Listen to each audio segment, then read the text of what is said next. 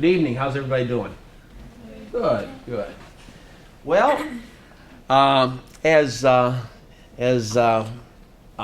Nate will come on after I'm done, I'm going to give you a little introduction. I'm going to talk to you a little bit about, as you all may already know, we're living in a global economy, and I'm going to talk to you a little bit about that global economy and how it impacts not only people that work in this country, but how it impacts people that work all over the world, okay? And how these multinational corporations, in many cases, take advantage of wage disparity and whatever across the globe, and how it impacts not only the people who they move the work to, but how it also impacts people that the work has moved from. And then we'll get into our campaign. And but let me give you a little. Nate need the slides? I don't need the slides. Nate does. Okay. Nate will do the slides. No problem. So can everybody hear me okay without this? Okay, good.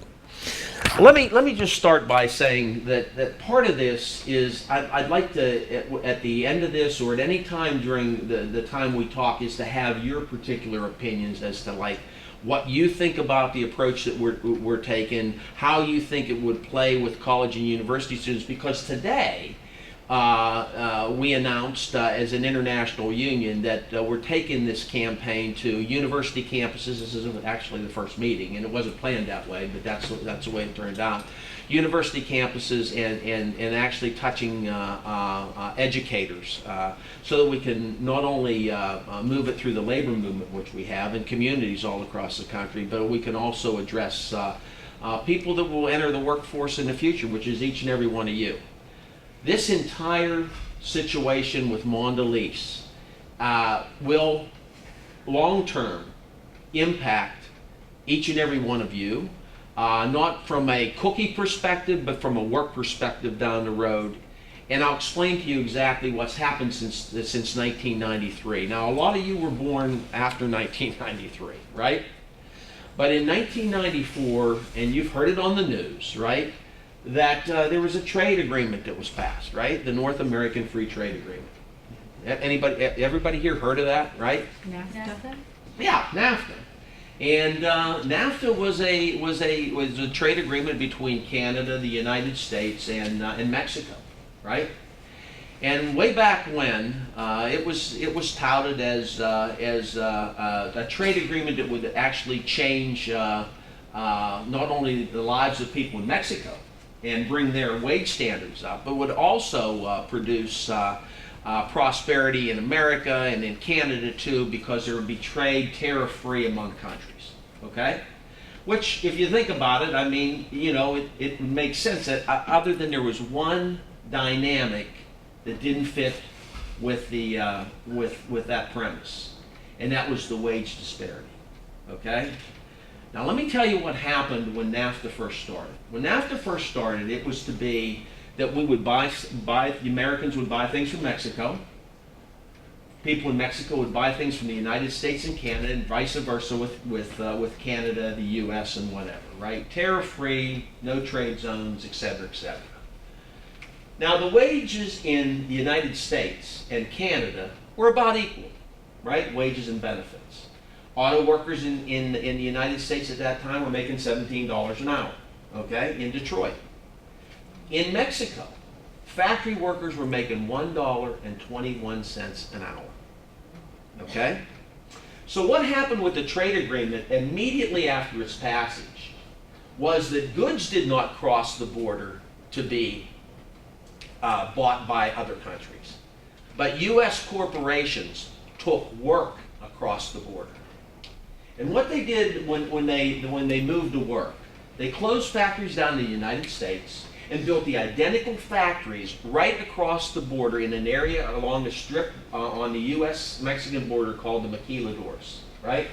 And maquila means factory in Spanish, right? And they began to produce in Mexico at $1.21 per hour those same things that they were producing in the United States for $17 an hour. Now, I just want you to think about one dynamic, and this is where NAFTA fell on its face. Someone that was making air conditioners for York, which York had a plant in York, Pennsylvania, where they made air conditioners. People were making $15 an hour back in 1994. Okay? It went to the maquiladoras at $1.21 an hour. There's not one person that was making a York air conditioner at $1.21 an hour could ever afford to buy the air conditioner that they made, right? Half of them lived on the side of the hill in places that never even had electricity. The buses would pull up to the maquiladoras area, the place where people lived. People would get on the buses. They would go down into the factories. And that's the first time a lot of them ever saw running water in a building, because they never had it themselves. So what NAFTA ended up doing is moving work south of the border, right? And having that labor displaced with labor at $1.21 an hour, and the products coming back across the border. Now, let me ask you this question. What do you think happened? How many here believe that whenever that product went across the border, whether it was a York air conditioner or whether it was a Cadillac Escalade, right? And back then they cost $50,000, right? How many think the price went down on those commodities? Right? They didn't. They sold that for the same price that they sold it for when it was being made for $17 an hour and $14 an hour. The excess profits went directly to the corporation. Okay? Now here's the downfall of NAFTA. And how many here have heard of TPP today? It's a new thing, right? New version. Okay, right? TPP is NAFTA. I call it NAFTA on steroids because it's not with 3 countries. It's an agreement that was negotiated in secret by the Trade Secretary of the United States with 12 Southern Pacific countries: Cambodia, Vietnam, Indonesia, Thailand, all that are making 40 cents an hour. So the trade deals, it's not about fair trade, it's about free trade, it's about fair trade. And let me give you an example. If these countries, or these multinationals have the right to build a factory where they want to, but there should not be a trade deal that comes down that doesn't have some protections for the people that they're moving the work to, right? What was supposed to happen under NAFTA in 1994? Wages were supposed to increase. They were supposed to become more affluent, being able to spend more, being able to move their economy forward, be able to buy cars, be able to buy television sets, be able to send their kids to school.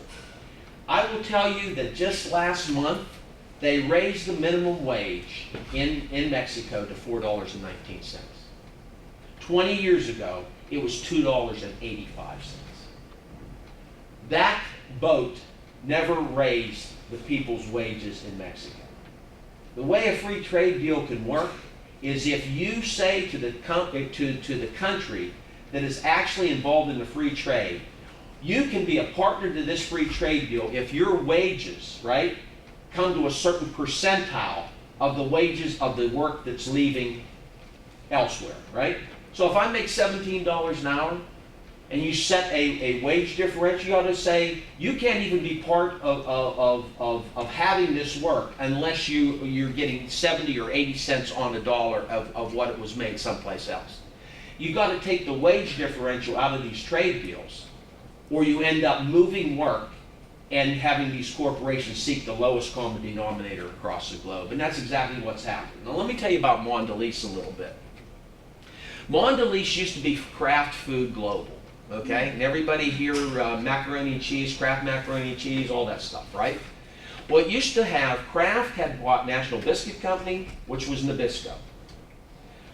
In 2012, they decided to split the company in half. And here's how they engineered that. Kraft Global had about $15 billion in debt. And they took all the debt and they moved it over to a new company they created and split the company in half. Freed Kraft Global of all the debt, but saddled Mondelez with all the debt.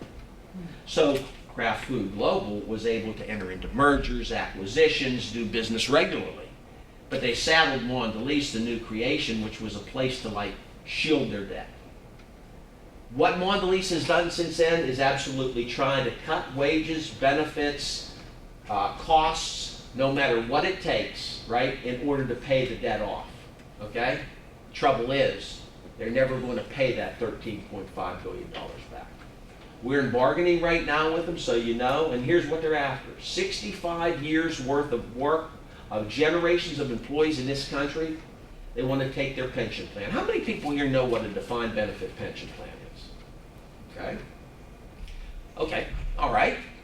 We got one person that knows what a defined benefit. Okay. A defined benefit pension plan is one where if you work for a company certain number of years of your life and you have at least 5 years of service, whenever you hit the retirement age, you're going to get a check in the mail based on those years of service until the day you die, okay? For the same amount, right? A defined benefit pension plan, which is what? Up until 15 years ago, most people in America had, until they came across with an ingenious idea, which I say that tongue-in-cheek, of a 401k. Right? A 401k, now all of you have heard of a 401k, right? 401k is you save your money for your retirement and you get a tax break by saving some, right? But the employer may match it or may not match it, okay? But Nabisco has decided to cut costs. They want to take the defined benefit pension plan away from people, and most of the people there have over 30 to 35 years worth of service. Okay? Take it away. We're going to hand you a 401k. What you've earned already, you've earned, but you're not going to earn any more under the defined benefit pension plan. Okay? That's a big deal. You talk about cutting those things that cost about $25 million a year to have that benefit paid for by the company. In a $35 billion corporation, it isn't 1% of their costs. But they're cutting at every single turn, bringing contractors in and moving work to Mexico. Now here's how the boycott started. I went to Chicago, and they announced, I went to a meeting in Chicago with Mondelez, and Mondelez said, we are going to give you a great deal here. If you give us $46 million a year back in wage and benefit concessions, right, for 800 people, we will consider putting a $130 million investment in this plant. $130 million puts 4 brand new ovens in the plant, okay? New technology, right? Problem is that $46 million in cuts means that some people are going to take 60% cut in their wages and their benefits in order to make $46 million. Now one would think that that $46 million would be a one-time shot. No, they want that $46 million to be every year, consecutively, on and on and on with no stop. Okay? So the question I asked was, well, when we pay the $130 million back, then we should be able to restore everything that we gave back. It was, no, it's not like that, because we plan to save $46 million a year on the reduction of cost of labor, so you're going to have to continue to pay that on into the future. Well, I got to tell you, there's no way in the world as a union representative we're going to sit and negotiate a 60% reduction in wages and benefits on a company that's making $2.5 billion a year in profits, right? So what happened was we started the boycott. They moved jobs in March. We've got some of those jobs that people have been returned to work because there's been retirements or whatever. But we focused on one thing, and that was a boycott of Mexican-made Nabisco products. And we've tried to be in contact with workers in Mexico. As a matter of fact, I will tell you, and some of you may already know this. We can contact, we have a global campaign going on, but we can contact people in Pakistan and Egypt and Turkey and of course all the European nations. But one of the toughest places to get into is a closed society, very closed and very tight, Mexico. Okay? Now I will tell you, you can't even get a collective bargaining agreement out of that place. They claim that there's a union at the Salinas plant where these jobs went. Nobody has a collective bargaining agreement. But it's not a surprise, because those are all government-dominated unions that set the standards and pass it on down. They say they have a union. but it's a union in name only so that they can conform with NAFTA regulations, which say people ought to have freedom of association and the ability to join a labor organization. So, we started the boycott 6 months ago. We have been very successful. As a matter of fact, in the last quarter, Mondelez came out with a statement yesterday and praised the sales of all their cookies except one, Oreos, right? Now let me tell you something about this cookie right here. Out of the $35 billion corporation, how much revenue this one cookie generates? $3 billion a year. $3 billion. One cookie. This is their Taj Mahal of cookies, right here. So we have taken this on, and it's a boycott of Mexican-made Nabisco products, but this is the one that's got the most focus. This is the one they don't want anybody to touch. The only response we've gotten from Mondelez with respect to this, we hope this does not damage our billion-dollar cookie, right? Now, I will tell you, millions of people across the world buy this. 42 million people follow Oreo on Facebook. Think about that. They're following the cookie on Facebook, right? 42 million. So part of our plan was also to engage the general public, right? And to actually have them post comments on the social media page of Mondelez, right? They're discussed with them moving jobs just to exploit people across the border and to ruin communities in the United States, right? Nate will tell you, and he'll elaborate on it more because he's like the technical guru. I mean, I'm 62 years old, so when it comes to Facebook, I mean, I know what it is, I know what it looks like, I can look at it a little bit here and there, but don't ask me any more beyond that, right? You guys can do it in your sleep, not me. Nate can do it when he's asleep. But I will tell you that that particular end of this campaign, the Facebook and the social media stuff, has really gotten to them. That's gotten to them. We do know anecdotally, we do not have any sound numbers because they do some creative accounting when it comes to reporting profit and losses here in the last year. But we do know, if you walk into, after this is over, when you walk into a grocery store, I want you to go to that Nabisco aisle that those products are, and you're going to see this. They're always on sale for 2 for $4 or 2 for $5, right? This is a $3.89 minimum retail price commodity, okay? And there's a reason why they're selling them 2 for. They're selling them 2 for because they're having problems moving it, right? They're having problems moving that product. And what we're asking people to do is consider this.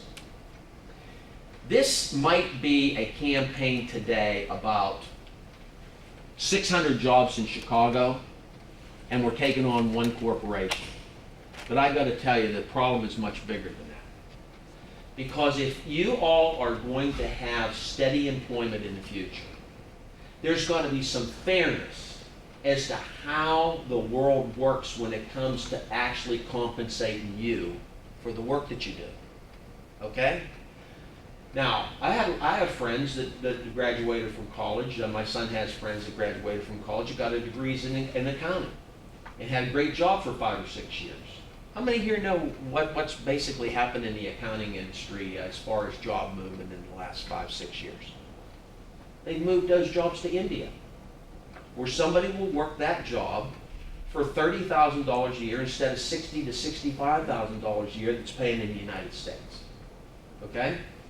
So, I may be talking about a cookie, but these multinational corporations are looking at every particular angle as to how to cheapen, their costs. Now, I don't have any problem with a company making a profit. You have to have profits in order to have good jobs, and you have to and good benefits. But whenever it comes to the fact that they're seeking the lowest common denominator on the globe, right? There's no way in the world that people living in the United States of America can compete with $4.19 a day wages. There's no way. These trade agreements have to build a differential between the wages in a high-paying society and a lower-paying society. Now, you might hear a lot of the stuff about, oh my gosh, we don't want to have tariffs and whatever. Look, if you can't guarantee that we're going to take wages out of this scenario, then you're not going to be able to guarantee that you're going to work tomorrow. Here's the power that we have, and this is why we went with the boycott. 5% of the world's population lives in the United States of America. 5%. We consume 20 to 25% of everything that's made on the planet. Okay? That's a lot, right?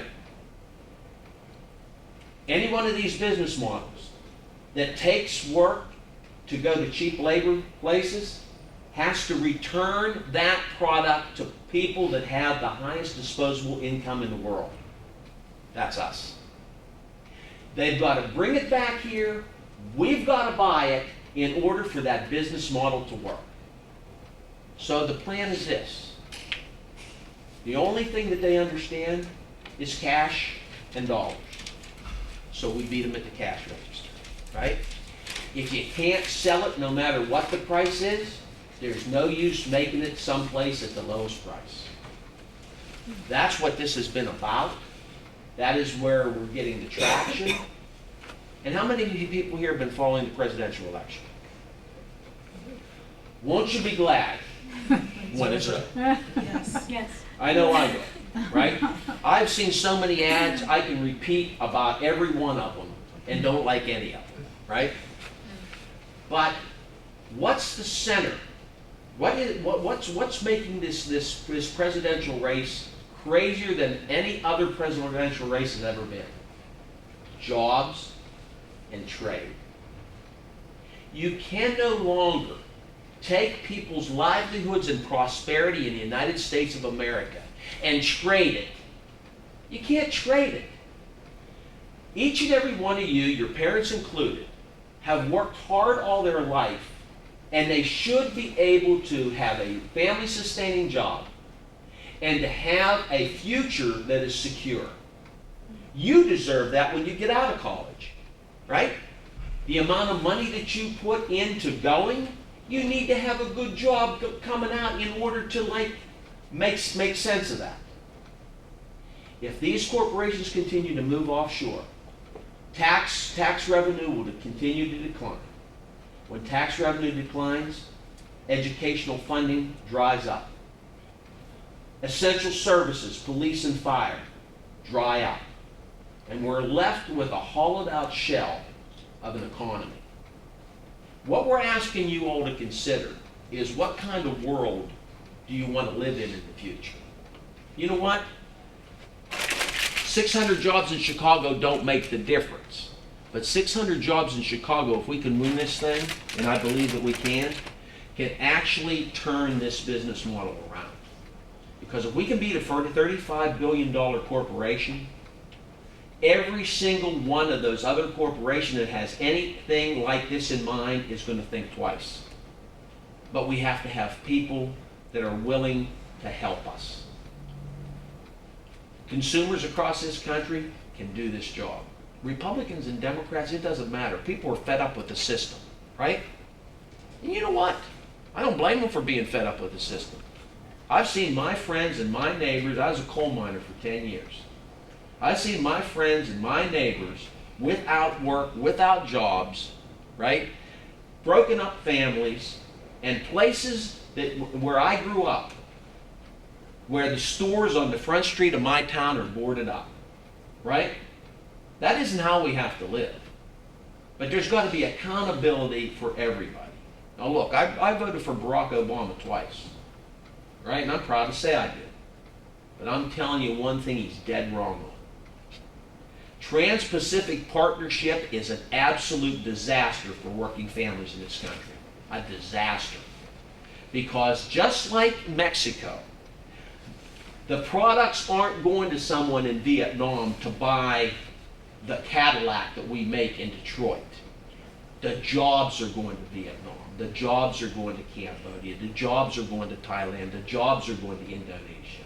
Because there's one thing about American business. They know how to thread the needle. When it comes to moving things, they'll move it to the point of least, cost. Look, if it's, how can you blame a corporation if everybody else is going? How can you blame them for going? We can't make it easy for them to escape the responsibilities they have for people that actually built these corporations in the beginning.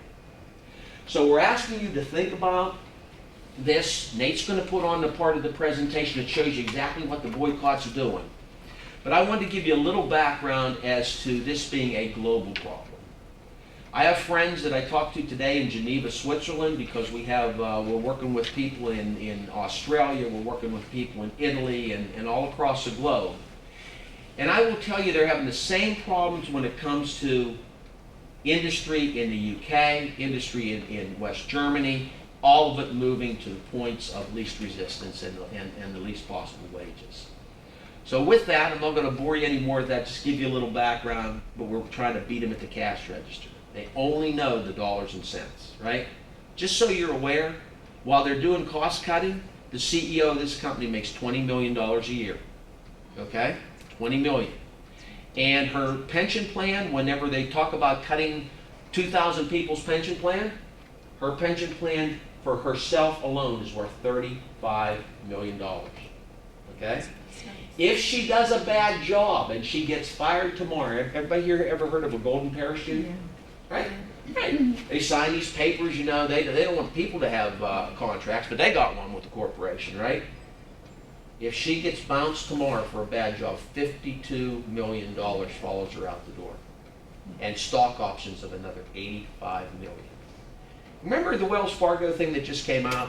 2 million different accounts that were done and people didn't know they had another account and whatever, and people got commissions. Well, the CEO retired, right? He left. Anybody hear what he left with? $135 million. Now, if you and I were working and we did a bad job, we won't get $135 million. We'd have 135 seconds to get out the door. Maybe, if we're lucky, right?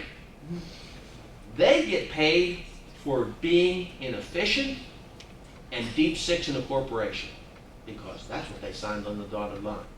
A couple facts I want you to just think about before Nate comes on. Inequity and wealth inequity and those type of things.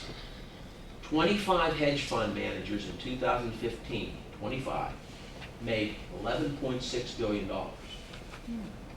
158,000 kindergarten teachers in 2012, combined salary, $8 billion. Think about it. That's crazy. Child poverty rates, the United States is 15th. 32 children in poverty for every 100. 15th behind 14 other industrialized nations. There should be no call for that. None at all. It's greed. There's enough to go around. People deserve a fair shake. People deserve to have good, family-sustaining work. And you guys deserve to have a future. We can change it. I'm 62 years old, and I'm telling you what, I'm an optimist every day. Because I certainly believe that we can turn this thing around. We just got to have the gumption to go out there and get it done. And we're doing it every day. So I appreciate the time. Nate's a much better spokesman than I am. He's going to also show you a video too. But we really welcome at the end your opinion of this and what you think about that. Think about it. And we'll take any questions and answers at the end. But I'll bring up Nate. So thanks a lot. Very good.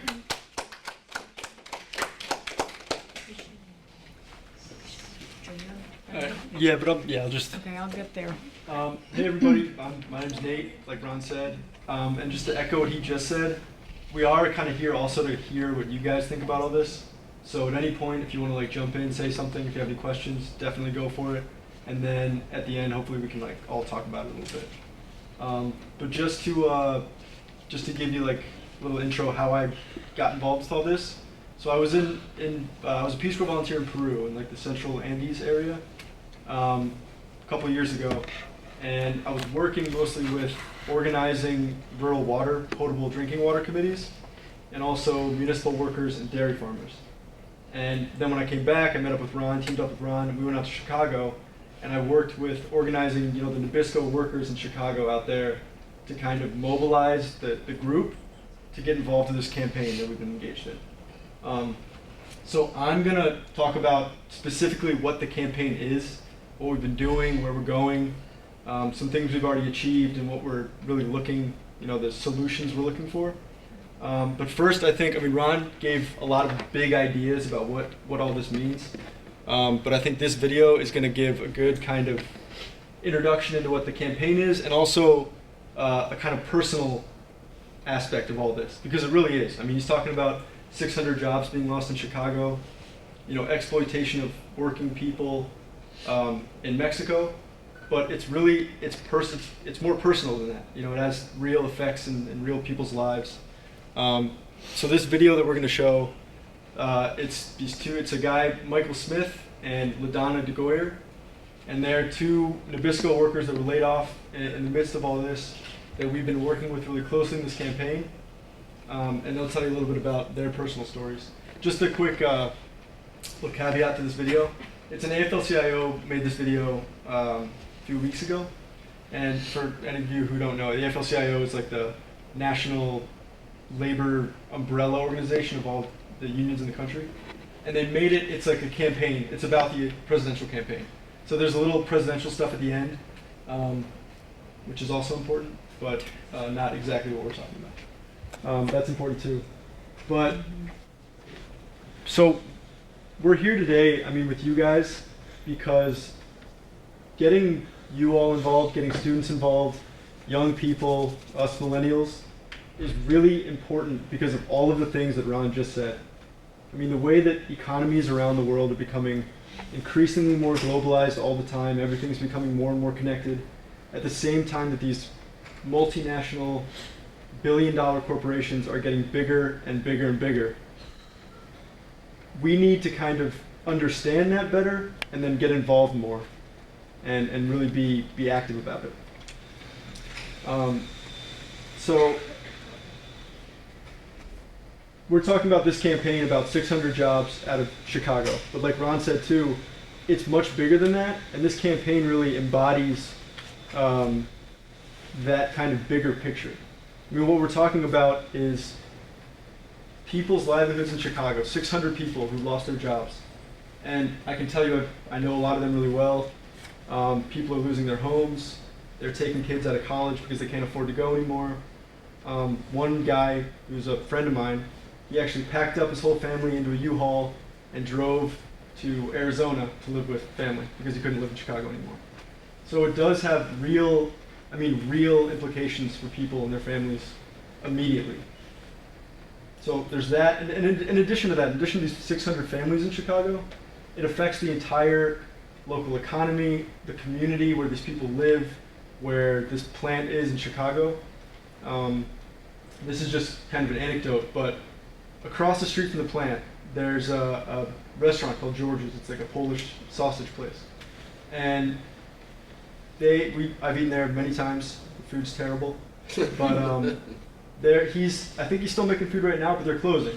He, a few months ago, put up for sale signs in the windows because, a lot of his business are these people that work across the street. And now that they're gone, he's going to be out of business too. And I'll tell you, this is where the plant is in Chicago. It's on the south side. It's already a pretty distressed area. And another guy we've been working with, his name's Anthony. I remember when he told me a long time ago that the people that work at that plant in this, what's a pretty, not a great area of the south side of Chicago, those were the best jobs in the area. And he said that, he woke up and every morning when he went to work, he was proud. He would walk out of his house with his Nabisco shirt on and walk to work because he lived really close. And he would say he was proud to do it because when he left his house, people knew oh, that's Anthony. He works at the Nabisco plant. It's a good job. It's, a job that he goes to every day, where that's not always the case in that neighborhood, in that area. So the consequences that this is having just in Chicago are substantial in and of themselves. And then you add into that the other half, which is what's going on in Salinas, Mexico, where this corporation built now their second plant in Mexico to make Nabisco products. They're, like Ron said, the minimum wage there is $4.19 a day, which another thing, this guy, Anthony, guy that lives in walking distance, who worked at the plant, I remember he told me he was being interviewed by a journalist one day. There was some coverage of the campaign, and they were in a little corner store in his neighborhood in Chicago. And he said they found a package of Oreos, and he was like pointing to it. They were talking about them, and they were selling them for like $4.70 or something like that. So, and he said to the guy, he's like, so look, a lot of these people that are working in this plant in Salinas, in Mexico, employed by Mondelez, the corporation that owns Nabisco, they're not even making enough in a day to buy this package of cookies that they're making. One package, which is a snack, So they're working a whole day and still unable to buy a package of Oreos. So it kind of shows you just the disconnect there, and how it's just, there's something wrong with that picture. That not only are 600 people and their families losing their jobs, putting a huge hurdle right in the middle of their lives, but it's what's happening in Mexico is equally as bad. And when these corporations move there, not only are the wages lower, they don't have the same protections and benefits like Ron was saying too. So it's just incredibly important that we begin understanding that better, and then being getting actively involved. So what I'm really up here to talk about is this campaign that we've been engaged in, what we've been doing to kind of fight back against this big, greedy multinational corporation on behalf of these Nabisco workers in Chicago, and also in solidarity with the Mexican workers in Salinas. And just real quick, kind of to explain what it is we're doing, just kind of on a general basis, because we keep saying campaign, but it's a little confusing what that means. What we're really doing is we're coalition building.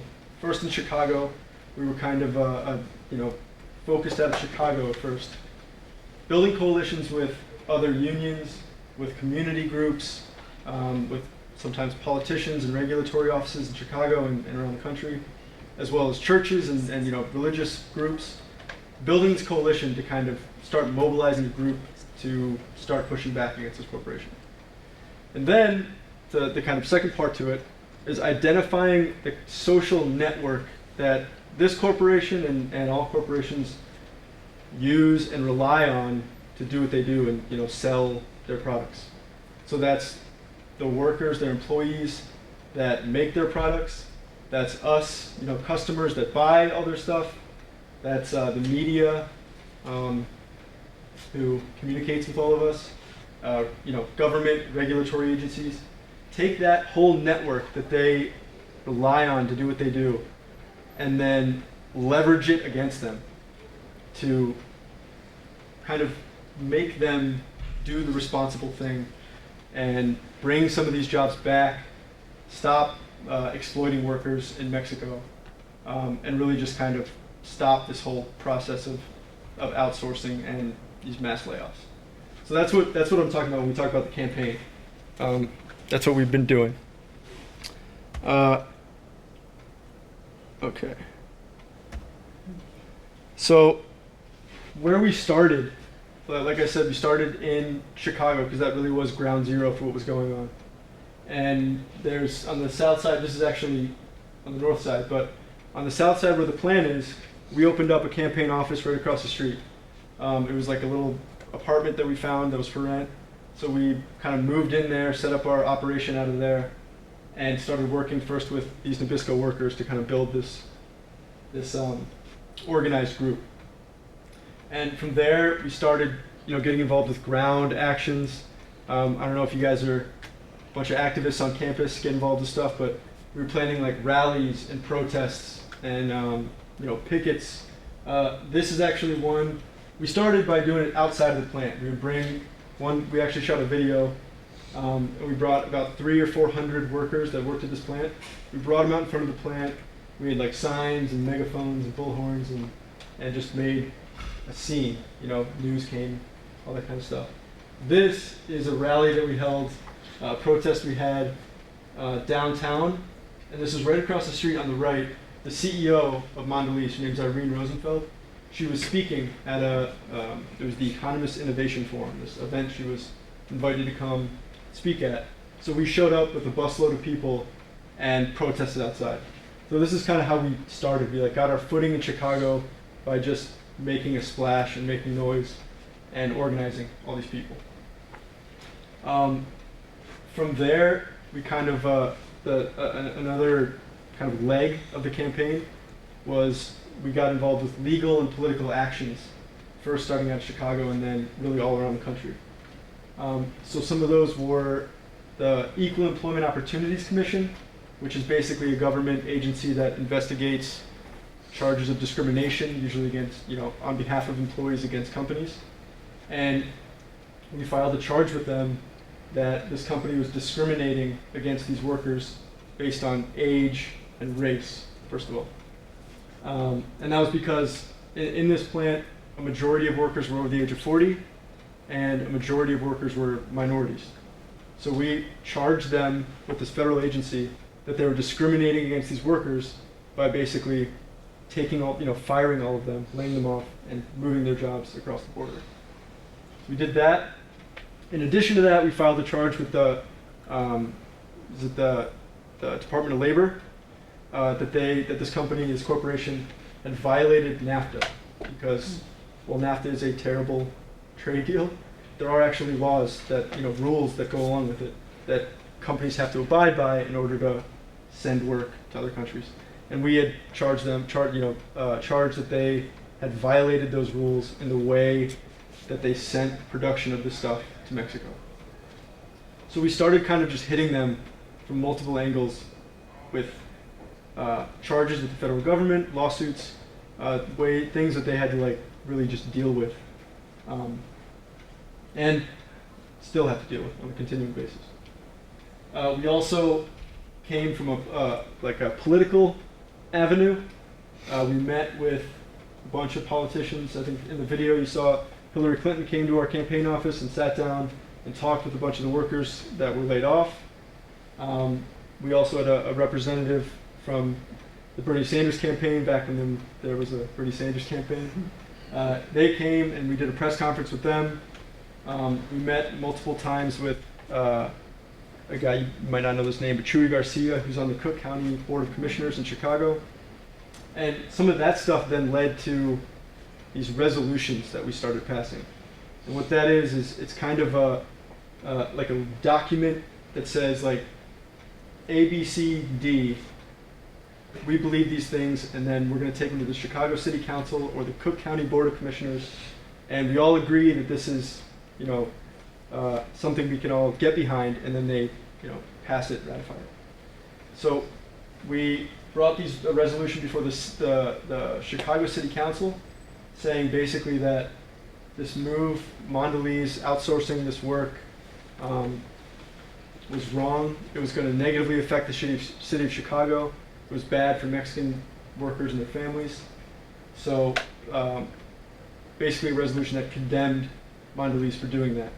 And then we could take actions from there. So we passed a resolution in the Chicago City Council, as well as the Cook County Board of Commissioners. And then from there, more resolutions were passed in other states as well. In addition to the legal and political stuff, we then,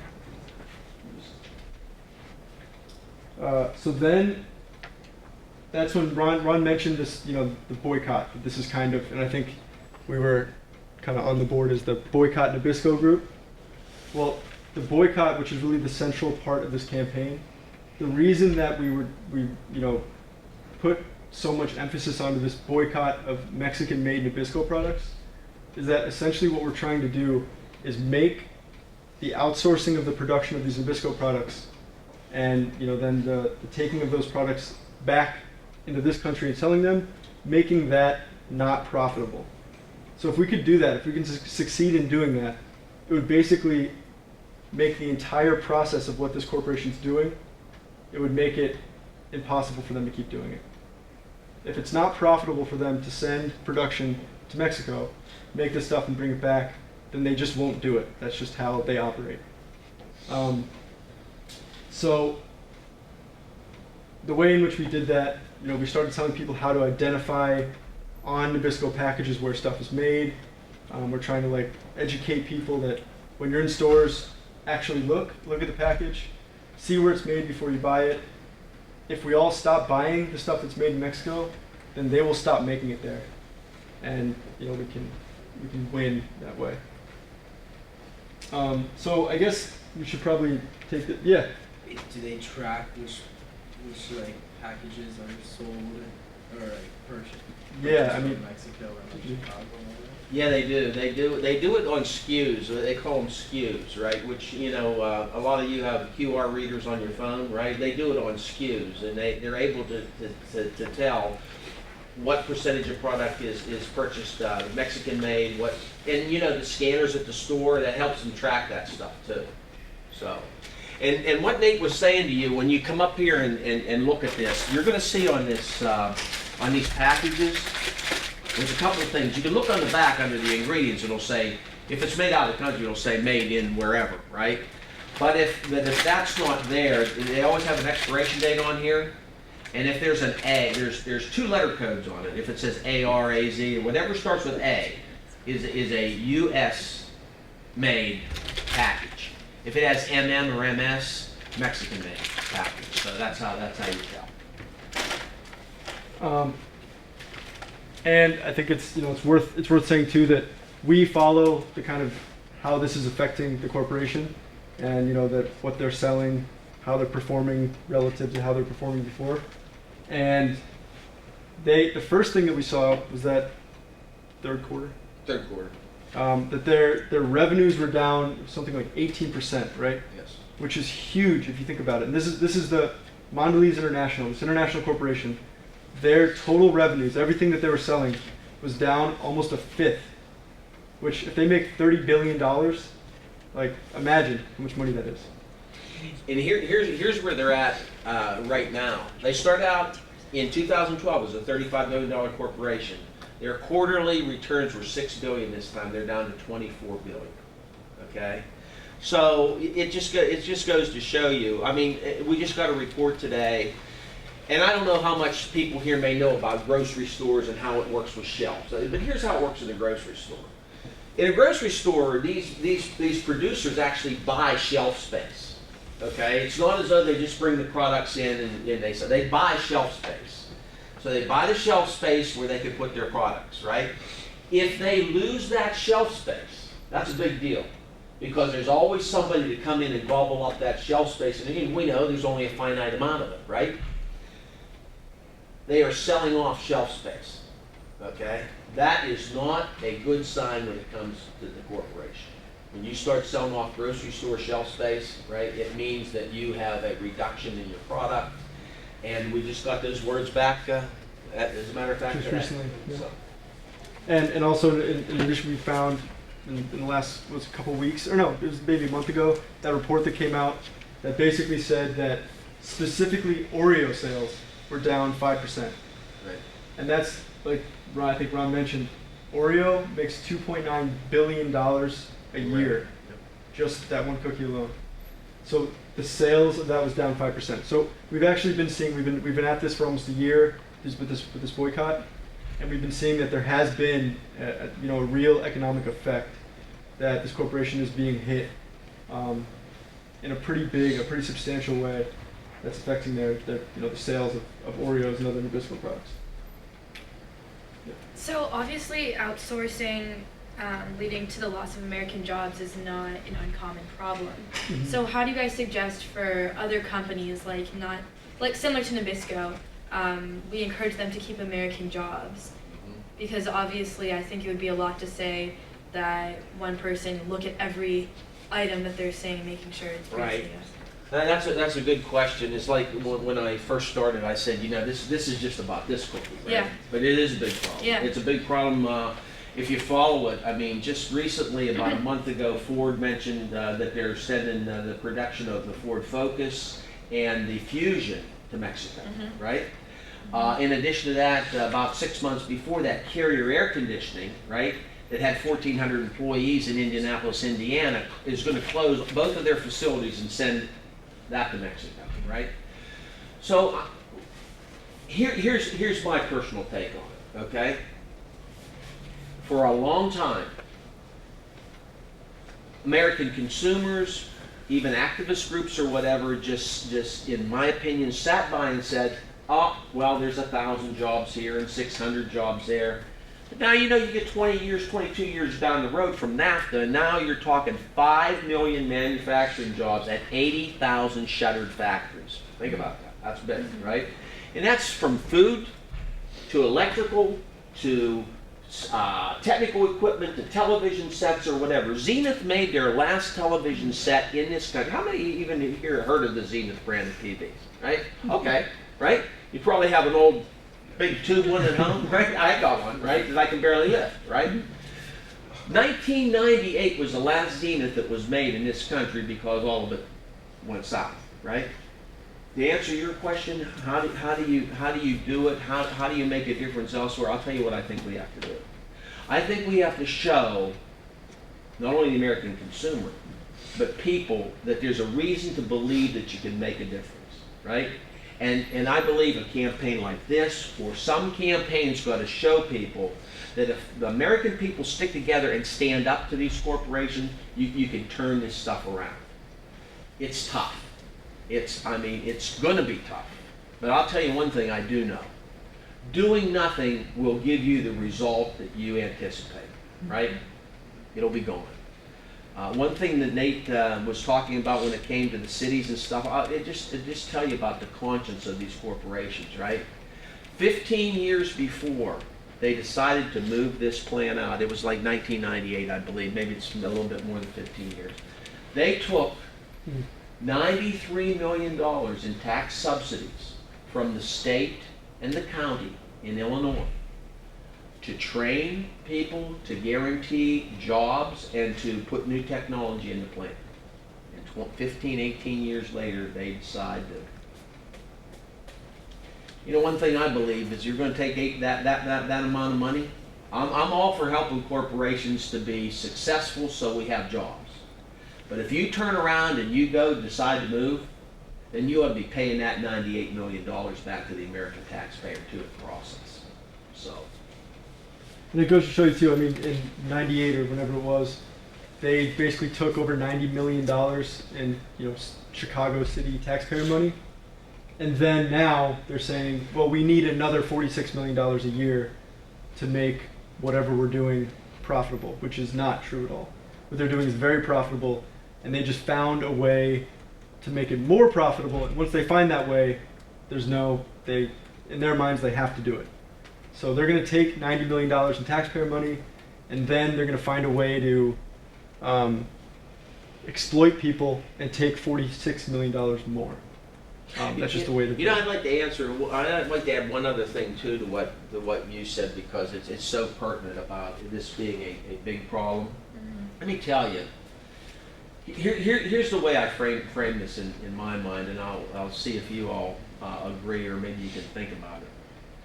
See, I don't know whether you all here have ever heard of like the last man standing, right? The last man standing club, right? So none of these corporations want to be the last man standing, right? Yeah. Because sooner or later, too much of this stuff is taken out, and they depend on the American consumer to like fuel the business model, right? Mm-hmm. Pretty soon, the economic engine of the country slows to a crawl. Now, I will tell you this. We know that we had economic downturn in China, right, in the Pacific Rim, and if any of you follow the financial world or whatever, there's only one country in this world that was absolutely able to bail out what was going to be the devastating effects of a global recession, and that was the United States, okay? And its consumer-driven engine. If these corporations kill this engine, an global economic disaster is at hand. Because if you think about it, the Chinese are just building up their their economy, right? Well, let's face it, we all know how the Chinese economy got built. American corporations fueled the Chinese industries, right? And now we're worried about, boy, what are we going to do? I mean, China's becoming a power. Yeah, American dollars made it that way, right? But if you take Western Europe, the United States of America, Canada, and Japan, even though Japan's economy is on a downturn, there are no other high-wage economies in the world, right? You may have a lot of money in the Middle East, right? But let's face it, in Saudi Arabia, few people have all the money and the rest of them have none, right? I mean, it's a rich country, right? But if you destroy those economic titans out there, like the United States and their consumer base, right? Once the world hits an economic recession, there's no way to pull it out. And it will infect everybody. Everybody remember 2008? I mean, look, you don't have your college students. You don't got a lot of investments. Your parents do. But you probably heard your parents say, look what happened to my 401k. I lost 40% in one day. And I will tell you, you see what happened in this country, the recovery is still not here, right? Ordinary working people have not seen the recovery, yet I will tell you that the top 1% increased their particular take-home pay 96% in 7 years, while everybody else suffered through it. So there's a lot at stake, and your point about this being a global thing, this goes beyond what happens in the United States. This is what could happen globally if the last man standing scenario happens. And the last man standing is the corporation that puts this business model into place, and the day it puts it in there, the crash comes and they don't get any benefit from sucking the billions of dollars out of this economy that the rest of them do. So. And also on a kind of like a smaller scale too, what you were saying, like how do you almost like translate this to other things as well? One thing that we talk about a lot in this campaign, if we can, the Nabisco workers, our BCTGM, the union, if we can take on a $35 billion corporation and beat them and in a very public way, that sets a precedent and that pushes a kind of momentum in a certain direction that you can do it again and other people can do it. And you can take on these big multinational corporations in a variety of settings and different, with different issues. And actually, even though you're completely outmatched in terms of, money and resources, you can actually, if the issue is right and you have people behind you, you can actually take them on and win. So that's part of what we're doing too, and that actually segues pretty well into another part of the campaign, which is you guys saw the video with Michael and LaDonna. The two of them and a few others have been involved in, we call them the Nabisco 600 named after the 600 that lost their jobs in Chicago. And they're basically a team of traveling worker spokesmen that were laid off with this outsourcing. And they've been traveling around the country speaking at different union events and community group events, religious events, meetings, stuff like that. And getting this message out and pushing the boycott and telling people what's going on in Chicago, why it's wrong what this corporation's doing and how we can kind of push back and do something about it. And a big part of that has been a media push. So like a public relations kind of angle to it. And there's been a lot of, print, newspaper stuff, TV, news has covered it, not only, on a national basis here, but we actually just last week, there was a guy from TV Tokyo in Chicago who's doing a story. There have been stories done in France and Australia, really just all over the world and all over this country. And that's on there too. That's been getting this word out. And the more that you do that, corporations like this absolutely hate it because it hurts their brand and their reputation and makes them, it sours their image in the American public eye and what consumers think of, people that buy their products think of what this corporation is doing. So that's been a big part of what we're doing too. And you guys, like Ron was saying earlier, Facebook, Twitter, all this stuff, Instagram. I don't know if has anybody here been on I'm gonna forget the name now. Thunderclap. Has anybody been on Thunderclap? I've heard that. Okay, maybe not. It's kind of new, I think, and we haven't used it yet. But it's a way to you plan an event, and then people kind of, it's almost like a Kickstarter type thing, but instead of generating money, you're generating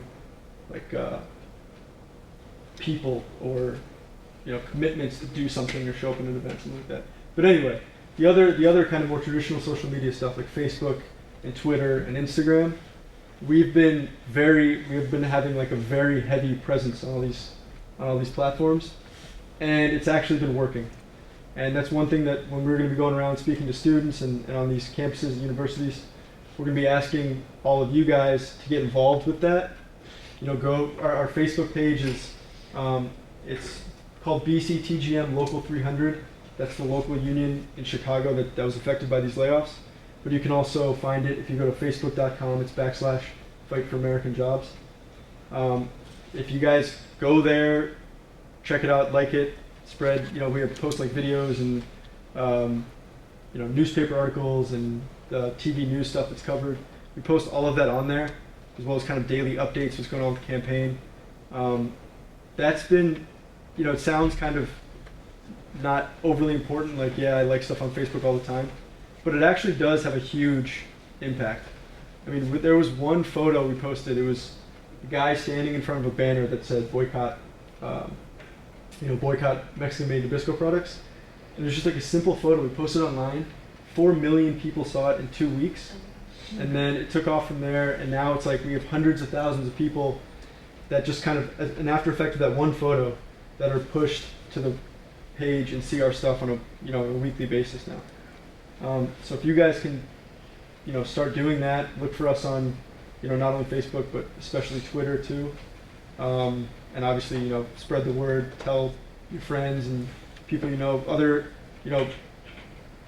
young activists that want to get involved. Social media is like an easy way to do that. You can learn about it quickly, you can spread, messages, what's going on quickly and easily. So if you could do that, that would be great too. So before we get into like a question and answer kind of section, we have a quick, it's just kind of like a photo slideshow. There's no, Yeah, we need to kind of wrap it up. Well, I don't know, how long is this going to take? Like 2 minutes maybe. Okay, 2 minutes. Yeah. Actually, it's really just photos, so we don't even need to, I'm going to mute it. Maybe you can take questions while we're looking Yeah, at the photos. yeah. If there But you are can there any mute more this. questions? No more questions. No more questions. Anybody for cookies or anything? Well, yeah. I'll talk a little bit about these Sure. cookies. This is going to be the last time I ever buy any Oreo cookies, for sure. But I thought it would be interesting for us to taste some that were made abroad and others that were made in the USA. And they look, of course, exactly the same. So I have these little plates for everyone. One is other, and the other one is USA, so you won't get them mixed up. So I guess maybe if you want to come up, and I'll have the ones that say made in Mexico over here on the over here on this side, and then the ones that I think are made in the USA. Yeah, if it says Hanover, New Jersey, it's Yeah, It's Hanover, good. New Jersey. Okay, so yeah, okay, this is Hanover, New Jersey, and this is. You got a question? Okay, sure. So what do you Yeah. think fuels like this whole thing with corporate greed? Well, it's what fuels it? Well, I mean, first of all, there's stockholders anymore, shareholders anymore. I mean, are really after one thing, and that's the dividend, right? Most of these corporations where in the past, you'd have 100 shares and somebody else would have 100 shares. These are large institutional investors, right? That may have $5 billion or $6 billion worth of stock, right? So even a dime or 10 cents on a dividend every quarter is like hundreds of millions of dollars for them. So there's a drive by the elite finance people in this country to push to get every single nickel they can out of the corporation. Okay, so the drive is the financial institutions. It's Wall Street, and that's what's different about the way things were 30 years ago. It was always about Wall Street. It was always about the financial, but there's a few people that have so much money that they can actually push these corporations either into creating more wealth by cutting, right, or force them into a sale.